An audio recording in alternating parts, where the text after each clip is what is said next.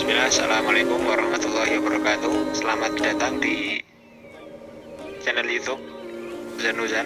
Kita akan belajar bersama tentang tugas kuliah, mata kuliah PTK dari dosen Bapak Muhammad Suranto, MPDI, disusun oleh Fauzan Ahmad Al-Ansori, FAI Universitas Muhammadiyah Klaten, Macik 2025. Untuk tugas kali ini, saya mengambil review jurnal PTK yang berjudul Penerapan Media Audio Murotal untuk meningkatkan hafalan Al-Quran siswa kelas 5 di MI Ma'arif NU 1 Tunjung Muli. Dan ini kita akan bahas bersama tentang apa yang ada di dalam jurnal tersebut, dan kita akan bahas bersama-sama tentang jurnal. Sekilas tentang jurnal, jadi judulnya sesuai yang tadi telah kita sampaikan, ditulis oleh penulis Muntofingah sebagai penulis utama. Kemudian timnya ada Robingun, Suyud El-Syam, dan Nasokah. Kemudian di jurnal ini menggunakan metodologi deskriptif kualitatif dengan teknik observasi, wawancara, dan dokumentasi. Jadi tidak ada perbandingan seperti tugas sebelumnya di Bu Yuli. Tidak ada yang seperti itu, tapi cuma deskriptif saja, menyampaikan apa hasil observasinya, seperti itu. Pembahasan penelitian ini mengkaji tentang efektivitas penggunaan media audio murotal, rekaman bacaan Al-Quran, untuk meningkatkan kemampuan siswa di kelas 5 MI Ma'arif Nahdlatul Ulama 01 Tunjung Muli. Dan dalam hal ini murotal bacaan Al-Qurannya menggunakan murotal Ustadz Bilal At-Taqi. Kemudian hasil pembahasan, hasilnya menunjukkan adanya peningkatan kualitas hafalan dan bacaan siswa, termasuk tajwid dan ketetapan bacaan.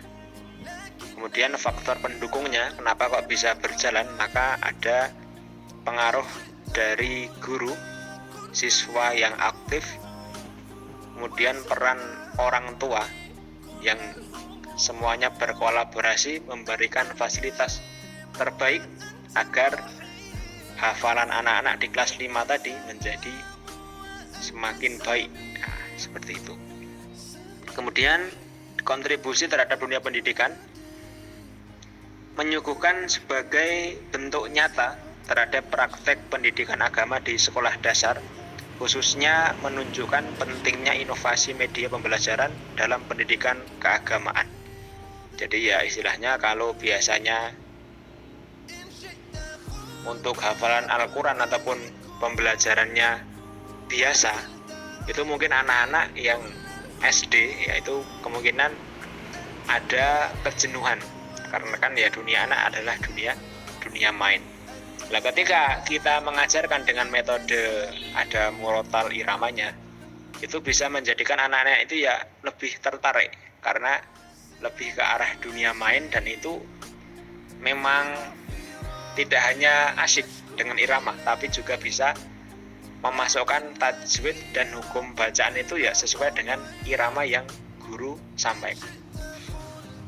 Untuk kelebihannya, relevansi tinggi dengan pendidikan Islam. Jadi sangat relevan sekali untuk menggunakan metode murotal untuk anak-anak. Kemudian aplikasinya praktis, jadi ya mudah. Jadi ya guru mudah, anak-anak pun juga mudah untuk menangkap. Yang ketiga, pendekatannya holistik, jadi tidak hanya meneliti proses teknis, tetapi juga melibatkan faktor spiritual dan psikologisnya siswa. Jadi faktor menariknya ya sangatlah tinggi. Kemudian data lapangannya nyata. Jadi memang di jurnal ini memang penulis sangatlah teliti meneliti dengan baik di lapangan. Kekurangannya ada 4. Yang pertama, keterbatasan generalisasi. Jadi ya ini untuk siswa kelas 5 di MI itu saja, ataupun ya ini untuk anak-anak. Nanti kalau mungkin diterapkan untuk orang tua ya agak sulit. Kemudian berikutnya, belum ada pengukuran kuantitatif, jadi ya masih numerik. Yang ketiga, ketergantungan pada satu jenis media, jadi fokusnya hanya di murotal saja, belum ada visualnya ataupun interaktifnya, itu tidak dibahas dalam jurnal. Dan yang terakhir adalah kekurangannya faktor eksternal belum dielaborasi mendalam, jadi seperti peran sosial ekonomi keluarga ataupun intensitas penggunaan media di rumah, jadi tidak dibahas di jurnal, jadi ya cuma di observasi kelas. Dan yang terakhir, kesimpulan,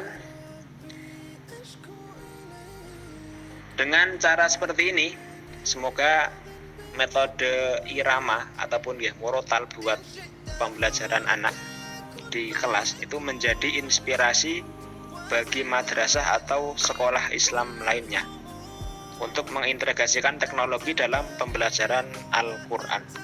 Jadi ya semakin zaman berputar, jadi juga harus menggunakan metode-metode yang juga relevan kekinian. Mungkin itu yang bisa saya sampaikan. Terima kasih. Sekian. Assalamualaikum warahmatullahi wabarakatuh.